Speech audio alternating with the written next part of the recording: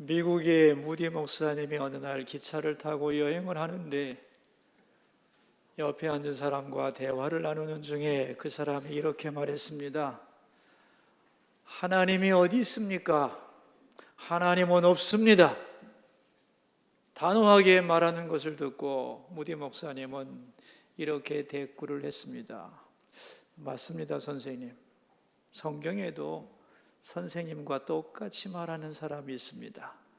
누군지 한번 살펴보시겠습니까? 그러자 그 사람은 성경에도 자기와 똑같이 말한 사람이 있다는 것을 듣고 반색을 하며 그러지요, 그랬습니다. 그러자 모디 목사님은 구약 성경 시편 14편 말씀을 찾아서 1절을 보여주었습니다. 거기에는 이렇게 기록되어 있었습니다. There is no God. 하나님은 없다. 보십시오. 하나님이 없다고 하지 않습니까? 그런데 이 사람 이름을 가르쳐 드릴까요? 좋습니다. 그러자 목사님은 손가락으로 가리고 있던 이름을 들고 보여주었습니다. 거기에는 이렇게 쓰여 있었습니다. The fool says in his heart. 어리석은 자는 그 마음에 이르기를 하나님이 없다 하는도다. 그 사람의 이름은 The fool, 미련한 자입니다. 이 말을 듣고 그 사람은 당황했습니다. 그러자 목사님은 이 어리석은 자의 특징이 뭔지를 조목조목 얘기하면서 그에게 복음을 전했다고 합니다. 여러분, 우리는 지난 시간에 더불어 사는 지혜에 대한 말씀을 배웠는데요. 사람은 혼자 살 수 없죠? 더불어 살게 하셨는데 더불어 살려면 지혜가 필요하다 그랬습니다. 맨 먼저는 어떤 지혜가 필요하냐면 말을 조심해야 되죠. 남을 험담하는 말, 비난하는 말은 사람 속에 깊은 상처를 준다는 겁니다. 또한 우리가 남을 참소하면 그 참소의 대가를 자기가 다 받는다는 걸 기억하라는 거예요. 그래서 더불어 살아가는 데 있어 참 중요한 것은 말을 조심해야 된다는 겁니다. 또한 살다 보면 어려운 일도 많이 만나게 되는데 이 어려울 때에 사람을 찾아다니면서 도움을 구하는 것도 좋지만 그럴 때일수록 더욱 믿을 수 있는 것, 변치 않는 것을 붙잡아야 된다고 그랬죠. 그게 바로 하나님입니다. 그러니까 힘들고 어려울 때 사람의 도움도 중요한 거지만 궁극적으로 그때에 가장 우리가 해야 될 일은 변치 않는 영원한 하나님 앞에 자기의 힘든 것과 어려운 일을 내려놓고 도우심을 구해야 된다 그랬죠. 또한 남들이 나에게 도움을 요청하고 위로받고자 할 때는 그를 격려하고 공감하고 위로해 줘야 되는 겁니다. 그 사람이 비록 원수라 할지라도 그가 목말라 하면 마시게 하고 배고프면 먹게 하라고 그랬습니다. 왜 우리가 원수를 사랑해야 되냐? 우리가 받은 사랑이 원수 사랑이기 때문에. 우리가 하나님과 원수 되었을 때 하나님은 우리를 위하여 아들을 주심으로 우리를 자녀 삼으셨거든요. 하나님의 원수 사랑의 결과로 내가 예수 믿고 하나님의 자녀가 되어 이 자리에 있는 거다. 그러므로 우리도 원수를 사랑해야 한다는 거죠. 그래서 우리가 원수를 사랑하려고 하는 것은 내가 하나님의 사랑을 받았다는 걸 인정하는 것이고 그 사랑에 바르게 응답하는 행위가 되는 거란 말이죠. 그리고 우리가 원수를 사랑하는 것을 보면서 세상은 우리가 하나님께로부터 큰 사랑받은 자임을 깨닫게 된다는 거예요. 또한 이웃과 더불어 화목해야 되는데 가장 가까운 이웃은 부부라고 그랬죠. 그래서 무엇보다 부부가 화목해야 되는데 그 화목한 방법은 뭐냐? 그 사람이 갈망하는 소리가 있다. 인정과 칭찬이라는 거죠. 그러므로 상대방의 단점을 도려내려고 싸우지 말고 장점을 인정하고 칭찬해주면 관계가 좋아진다는 거예요. 그리고 마지막으로 내가 의로운 길을 걸어가고 있는데 다른 사람들이 그렇지 않다고 해서 낙담하고 나의 의를 포기하면 안 되는 거다. 그러므로 사람 때문에 휘청거리지 말고 하나님 바라보면서 네가 걸어가야 할 의로운 길을 꿋꿋하게 걸어가야 한다. 이게 더불어 사는 지혜라고 지난 시간에 말씀을 드렸는데 기억나시나요? 네. 자, 오늘은 미련한 자에 대한 얘기입니다. 미련한 자에 대하여 오늘은 자세하게 말씀을 하는데 그 이유가 뭐냐 하면은 세상에는 미련한 자가 많거든요. 그들과 더불어 살면서 어떻게 미련함 속에 빠지지 않아야 되느냐? 그러려면 미련한 자에 대하여 배워야 되는 거죠. 그래서 오늘은 미련한 자에 대하여 3가지를 말씀합니다. 미련한 사람을 내가 어떻게 구별할 수 있느냐는 거예요. 둘째는 그 미련한 사람을 어떻게 다루어야 하느냐는 것이고, 마지막으로는 왜 미련해지느냐, 이 3가지에 대하여 말씀을 하고 있습니다. 자, 맨 먼저 그렇다면 미련한 사람이 누구냐는 거예요. 자, 여러분, 미련함이라는 것의 정의가 뭐죠? 세상 사람들은 IQ가 좋지 않은 사람들을 미련하다고 하고 어떤 상황에 맞는 정확한 판단을 내리지 못할 때 그 사람을 미련하다고 말합니다만은 성경이 말하는 미련함은 그런 게 아닙니다. 하나님이 보실 때 미련한 사람이라는 뜻이에요. 그러니까 성경이 말하는 미련함의 정의는 마음속에 하나님이 없는 사람이에요. 하나님을 인정하지 않는 사람, 하나님을 경외하지 않는 사람, 우리말로 하면 예수 안 믿는 사람이 미련한 사람이에요. 그도 그럴 것이 하나님이 만드신 세상에 살면서 자기를 만드신 분이 누군지도 모르니 미련한 거죠. 자, 그렇다면 미련한 사람의 특징이 뭐냐는 거예요. 특징을 알아야 구별할 수 있을 테니까 3가지로 말씀합니다.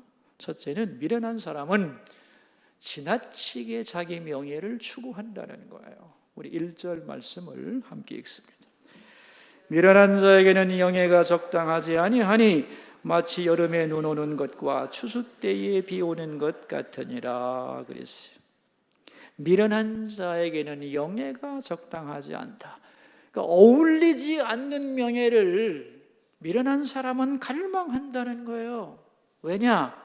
그것은 자기의 존재 가치를 확인하려는 몸부림입니다.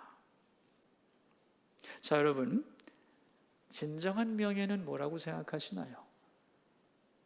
여러분의 존재 가치, 여러분의 자존감의 가장 큰 근거가 뭔가요? 무엇이 여러분을 가장 존귀한 자라고 여기게 만들어줍니까? 성경은 하나님의 자녀라는 신분입니다. 전능하신 하나님, 천지를 창조하신 하나님이 나의 아버지시고 나를 사랑하시고 나는 십자가의 놀라운 사랑을 받은 존귀한 존재다. 여기서 얻어지는 자존감이라고 하는 것은 세상에 알 수도 없고 줄 수도 없는 거예요. 그래서 하나님을 인정하고 하나님을 경외하고 예수 그리스도를 진실로 믿는 사람들은 자기의 존재 가치에 대하여 의심이 없습니다. 그래서 사람들이 주는 명예에 연연하지 않는다는 거예요. 그래서 지나친 명예욕에 시달리지 않습니다. 왜? 그러지 않아도 난 존귀하거든요. 그러나 하나님을 인정하지 않는 사람들은 자기의 존귀함의 근거가 어디에 있느냐는 거예요. 다른 사람들과의 비교 속에서 얻을 수밖에 없는 거예요. 그래서 사람들은 끊임없이 서로 비교하고 필요 이상의 명예를 얻기 위하여 몸부림을 치는 겁니다. 나이만 하면 괜찮은 사람이거든. 그걸 자기에게도 확인하고 싶고 남에게도 각인시켜주고 싶은 거예요. 근데 여러분, 이 명예라고 하는 것은 모자와 같은 겁니다. 자기 머리에 맞아야 되는 거예요. 감투도 자기 머리에 맞아야 되는 거거든요. 그런데 실력과 신앙과 인격이 되는 사람이 그 자리에 앉으면 자기와 남을 다 유익하게 만들어주는 거예요. 그런데 미련한 사람이 명예를 얻으면 이건 어울리지 않는 거예요. 자기도 힘들고 남도 괴롭히는 거예요. 어느 정도로 안 어울리는가? 비유가 나오죠? 여름에 눈이 오는 것과 같다. 여름에 눈 오는 것, 이치에 맞지 않는 거예요. 혼란스럽다는 거예요. 또한 추수 때에 비가 오는 것과 같대요. 이거 농사 망치는 겁니다. 손해 막심하다는 겁니다. 결국 이 말은 무슨 말이냐 하면은 사람은 자기가 놓일 자리에 놓여야 한다는 겁니다. 자기 그릇에 맞고 역량에 맞는 자리가 행복하고 명예롭다는 거예요. 그러니까 적재적소에 배치가 되어 그 일을 기쁨으로 감당하는 것이 최고의 명예라는 겁니다. 그러니까 음식을 잘하는 사람은 음식을 만들면서 행복해하면 그게 최고의 명예고 아름다운 것이고 행복이 거기에 있는데, 사람들이 그렇지를 못하고 필요 이상의 높은 명예를 추구하면서 인생을 힘들게 산다는 거예요. 그러므로 어울리지 않는 과도한 명예를 추구하는 사람을 보면서 어리석은 사람이다라고 평가하라는 겁니다. 여러분, 정말 인생에서 중요한 것은 명예를 얻고 못 얻고 높아지고 낮아지고 이게 아니에요. 사실은 미련함에서 벗어나는 것이 더 절실한 거예요. 근데 이 미련한 사람은 자기가 미련한 곳에서 벗어나려고 하지를 않고 미련한 상태에서 높은 명예만을 갈망을 한다는 겁니다. 그래서 어리석다는 거예요.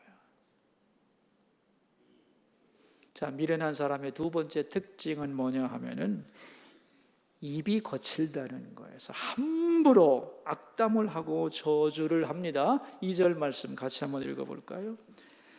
까닭 없는 저주는 참새가 떠도는 것과 제비가 날아가는 것 같이 이루어지지 아니하느니라 그랬어요.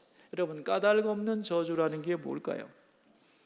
옛날에는 사람들의 행동을 규제하는데 저주가 아주 막강한 힘을 발휘했습니다. 지금처럼 법이 치밀하게 구현되지 않는 사회 속에서는 신들의 이름으로 저주할 때 그게 무서워서 사람들이 행동을 조심을 했던 거란 말이죠. 그렇다면 까닭 없는 저주란 뭐냐? 이유가 명백하지 않은 저주입니다. 다시 말하면 자기가 기분 나빠서 자기 이름으로 저주하는 거, 이거는 효과가 없다는 거예요. 이런 저주는 마치 뭐와 같으냐? 뭐와 같다고 그랬어요? 참새가 떠돌아다니고 제비가 날아가는 것과 같대요. 참새가 짹짹거리고 제비가 날아가는 거 지 멋대로죠? 어디로 날아갈지 누가 알겠어요? 저주도 그렇다는 겁니다. 입에서 말하고 들려오긴 하지만 그 저주가 어디로 날아갈지 아무 효과 없다는 거예요. 그런데 다른 사람의 운명을 컨트롤할 능력도 없는 사람들이 까닭 없이 저주를 해서 사람들을 두렵게 한다는 거예요. 무당들, 점치는 사람들, 거짓 선지자들이 능력도 없으면서 사람들을 소나기에 넣으려고 저주와 악담을 퍼붓는 거죠. 그러나 그런 저주 소용없는 거다, 그런 얘기죠. 결국 이게 무슨 소리냐 하면은, 말하는 사람의 입장에서 보자면은 괜히 내 입만 거칠어지고 죄를 지을 뿐 아무 효과도 없는 그런 저주 퍼부으면서 다른 사람 힘들게 하지 말라는 거예요. 그런가 하면 듣는 사람의 입장에서는 내가 의로운 길을 걸어가고 있다면 옆에서 누가 뭐라고 할지라도 신경 쓸 거 없다는 겁니다. 누가 나를 저주하면 떠들어라. 그렇게 생각하고 당당하게 두려움 없이 자기의 길을 걸어가면 된다는 거예요. 근데 여러분, 참 재밌는 것은 미련한 사람은요, 까닭 없는 저주를 퍼붓기도 하지만 까닭 없는 저주에 자기가 묶이기도 해요. 그래서 저주의 말을 들으면 두려워서 자유를 잃어버립니다.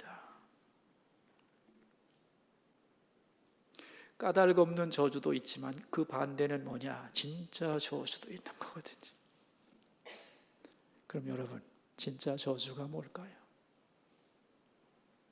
진짜 저주. 하나님과의 관계가 끊어진 겁니다. 그게 정말 두려운 건데, 그게 진짜 저주인데, 미련한 자는 그게 저주인지를 모르고 헛된 저주, 거기에 묶여서 벌벌벌벌 떨며 자유롭지 못하게 살아간다는 거예요. 여러분, 우리가 예수 믿는 사람이고 하나님의 백성이 됐죠? 그러면 예수 믿는 사람은 절대로 저주를 두려워하지 않습니다. 아멘인가요? 왜 우리는 저주를 두려워하지 않죠? 원래 우리 모든 인간은 죄의 저주 아래 있었습니다. 죄의 저주 아래 놓여있던 사람들이었는데 예수님께서 십자가로 그 모든 죄의 저주를 도말하셨습니다. 깨끗하게 없애버렸다는 거예요.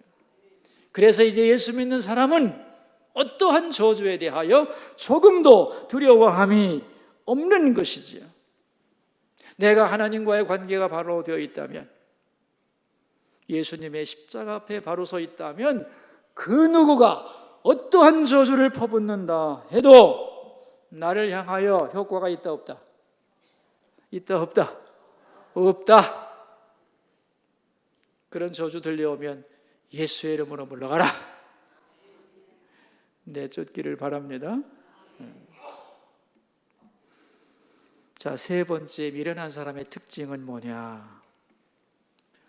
말로는 교육이 안 된다는 거예요. 3절인데 같이 읽습니다. 말에게는 채찍이요 나귀에게는 채갈이요 미련한 자의 등에는 막대기니라. 미련한 자는 말로 해서 알아듣지 못하는 게 마치 짐승에게 하는 것과 같다는 거예요. 여러분, 짐승이 말을 알아듣나요? 말 보고 내가 말이지 사실은 이래서 이런 거거든, 너 이해하냐? 알아들어요? 못 알아들어요? 못 알아들어요. 못 알아듣기 때문에 필요한 게 뭐냐면 채찍이고 나귀에게는 채갈을 물리면 되는 거예요. 여러분, 자, 이제 주인과 짐승의 관계를 한번 생각해 보세요. 주인이 말과 나귀에게 끌려다니겠습니까? 안 끌려다니겠습니까? 네? 모르겠어요? 주인이 말과 나귀에게 끌려다니겠어요? 안 끌려다니겠어요? 안 끌려다니죠. 끌려다니면 주인이 아니죠. 지멋대로 하려고 하면 어떻게 하면 돼요? 채찍을 휘두르면 되고 재갈을 잡아당기면 되는 겁니다. 주인은 양보하지 않아요. 말과 나귀가 따라와야 되는 거예요. 지멋대로 하면 지만 힘들지. 그래서 말과 나귀는 주인이 하라는 대로 할 때 편안하고 행복하고 살 수 있는 거죠. 맞습니까? 자, 이제 하나님과 우리와의 관계를 생각합시다. 지혜로운 사람은 어떻게 생각하느냐? 나의 주인이 계시고 내가 그분의 뜻을 따라가는 것이고 그것이 행복한 길이라고 믿습니다. 근데 미련한 사람은 아무도 없다, 다 내 마음대로 하면 되지, 이렇게 착각을 하고 산다는 거예요. 그게 미련함이에요. 그러니까 지 멋대로 하는 거예요. 그러니까 힘들지, 인생이. 그래서 말 안 들어서 채찍 맞으면 지 멋대로 한 생각은 안 하고 인생이 고달프다고 원망을 하는데 아니라는 겁니다.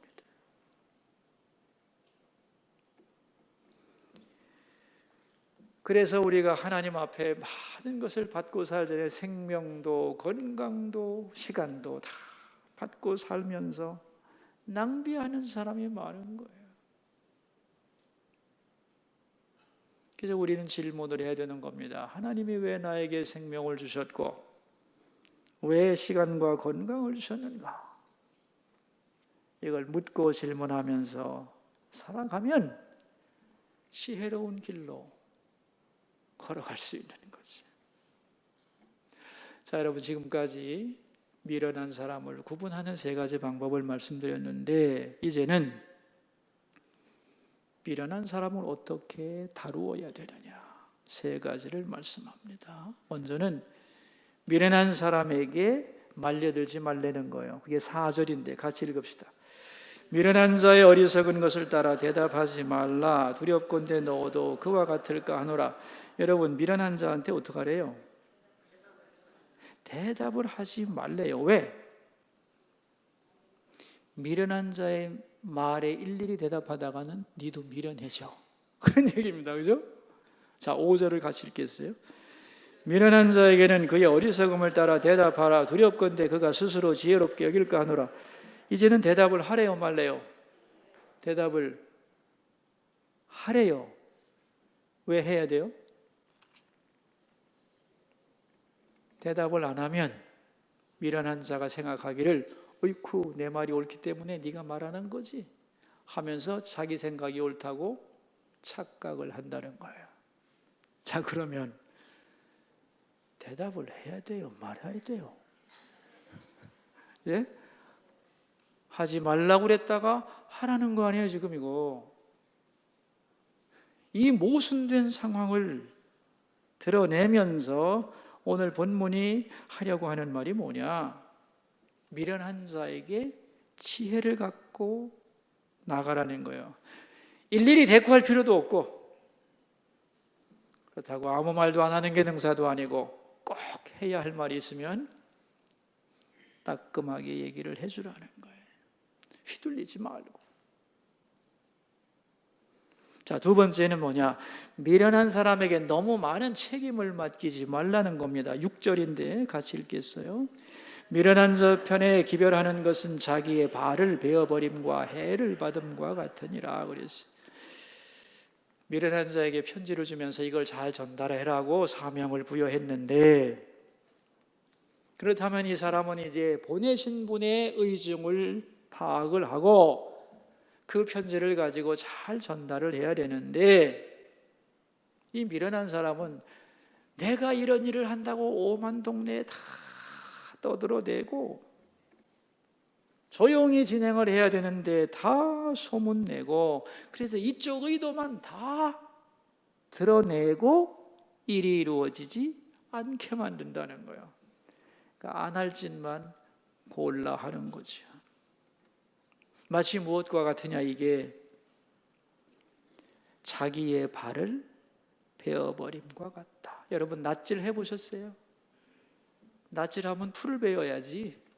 근데 자기 발을 베어버렸으니 안 한만 못한 것이 되어버렸다. 이 심부름 안 보냈으면 훨씬 좋았을 텐데 이거 보내가지고 문제가 되고 시끄러워졌다는 거예요. 그러면 이 미련한 자가 왜 이렇게 행동을 하느냐 하면은 잘난 척을 하기 때문에 그렇다는 거예요. 자, 우리 7절을 읽겠습니다. 저는 자의 다리는 힘없이 달렸나니 미련한 자의 입의 잠언도 그러하니라. 여러분, 다리를 저는 사람을 한번 생각해 봅시다. 다리를 절긴 저는데 이 사람이 천천히 걸으면 어떻게 될까요? 저는 표시가 잘 안 나겠죠.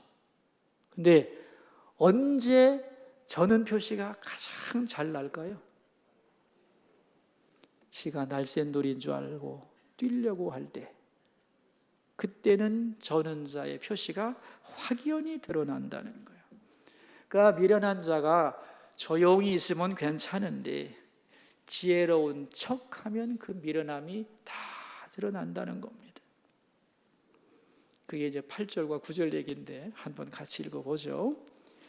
미련한 자에게 영예를 주는 것은 돌을 물매에 매는 것과 같으니라. 미련한 자의 입에 잠언은 술 취한 자가 손에 든 가시나무 같으니라. 근데 미련한 자가 이거 미련함에도 불구하고 명예를 좋아해. 명예를 좋아하고 또 자기도 잠언을 또 말해보겠다는 거예요. 가만히 있지를 못하고. 이게 얼마나 웃기는 일이냐면은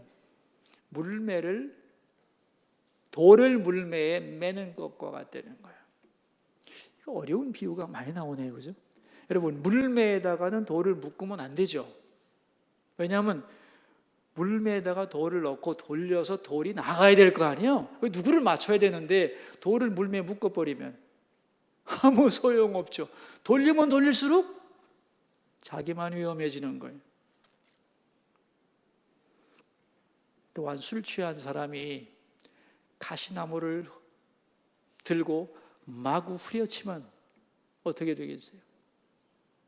미련한 자가 잠언을 말하는 게 그렇다는 거예요. 여러분, 잠언이라고 하는 것은 오랜 세월을 통하여 효과가 검증된 지혜로운 말씀입니다. 이 말씀이 바르게 들려지면 큰 열매를 맺게 되는데, 미련한 자가 아무렇게나 떠드는 잠언은 술 취한 자가 가시나무 휘두르는 것과 같대요. 술 취한 자니까 정확하게 조준을 하겠어요? 못하겠어요? 못하겠죠. 그리고 그것도 꽃도 아니야. 가시나무를 막 휘두르면 어떻게 되겠어요? 참 아프고 힘들어. 그런 얘기입니다. 그러니까 잠언이 문제가 아니고 이 귀한 잠언도 미련한 자에게 가면 많은 사람을 힘들게 만드는 것이 되고 만다. 그런 얘기입니다. 자, 세 번째. 그러면 이 미련한 사람을 어떻게 다루어야 되느냐? 10절 말씀인데 같이 읽겠습니다. 상인이 온갖 것을 만들지라도 미련한 자를 고용하는 것은 지나가는 행인을 고용함과 같으니라. 가능하면 데려다 쓰지 말라는 겁니다. 장인이 있습니다. 솜씨 좋은 장인이 물건을 만들었어요. 이제 이걸 팔기 위해서 누군가 도움을 받아야 되는데 그때 미련한 사람을 고용하면 도무지 도움이 안 된다는 거예요. 차라리 뭐 하는 게 나냐면 지나가는 행인을 불러서 도와달라는 게 낫다는 거예요. 근데 지나가는 행인의 두 가지 특징이 뭐냐 하면 무책임성이에요. 또 하나는 비전문성입니다. 여러분, 책임을 져야 되고 전문성이 있어야 되는 건데 이 미련한 자는 이 두 가지를 할 수 없다는 거예요. 그래서 아무런 도움이 되지 않는다. 그러므로 아무리 사람이 필요하다고 해도 미련한 자를 고용하는 것은 조심해야 된다는 거예요. 이 점점 강도가 높아지네요, 그죠? 처음에는 미련한 자에게 말려들지 마라. 그 다음에 너무 많은 책임을 주면 안 되는 거다. 가능하면 사용하지 말라는 거예요. 자, 마지막 결론입니다. 그렇다면 왜 미련하게 되느냐는 거예요. 이 미련하다는 게 참 한심한 얘기인데 이 왜 미련하게 되느냐? 12절 말씀입니다. 같이 읽읍시다. 네가 스스로 지혜롭게 여기는 자를 보느냐? 그보다 미련한 자에게 오히려 희망이 있느니라. 여러분, 미련한 자는 참 안타까워. 안 됐는데 그보다 더 한심한 게 누구래요? 스스로 지혜롭다고 여기는 사람. 이거는 미련한 자보다도 더 한심하다는 거예요. 여기서 우리는 미련함의 원인을 알게 되죠. 자, 여러분, 정말 미련하면 안 되는데 왜 미련해지는 거죠? 여러분, 왜 미련해지는 거죠? 대답을 하셔야죠. 잠언은 말입니다. 결론을 얘기하지 않고 오픈합니다. 여러분이 대답하라는 거예요. 자, 이제 어떻게 왜 이 사람이 지혜롭지 왜 미련하게 됐느냐? 스스로 지혜롭다고 여기기 때문이에요. 스스로 지혜롭다고 여기기 때문에 남의 말을 안 듣습니다. 또 스스로 지혜롭다고 하기 때문에 하나님도 안 믿는 거예요. 하나님보다 내가 더 똑똑하다는 거예요. 스스로 지혜롭다고 생각하기 때문에 절대로 고쳐지지 않는 거죠. 실수를 아무리 반복해도. 그래서 모든 문제의 원인은 자기 스스로 지혜롭다고 여기기 때문이에요. 자, 그럼 이제 제가 질문할게요. 정말 지혜로워지는 방법은 뭘까요? 여러분, 정말로 지혜로워지는 방법은 뭘까요? 스스로 지혜롭다고 여기는 마음을 내려놓아야 해요. 맞죠? 그 얘기 하려고 하는 거예요, 지금. 참 미련한 자는 힘들고 어려워. 아무리 좋은 것이 있어도 좋은 결과를 못 맺어. 정말 미련하면 안 돼. 근데 미련하게 되는 이유가 뭐니? 성경은 말하는 거예요. 스스로 지혜롭다고 여기기 때문에. 그러면 이제 결론으로 지혜로워지려면 스스로 지혜롭다고 여기는 마음을 어떻게 해야 돼요? 내려놔야 돼요. 나는 지혜롭지 못합니다.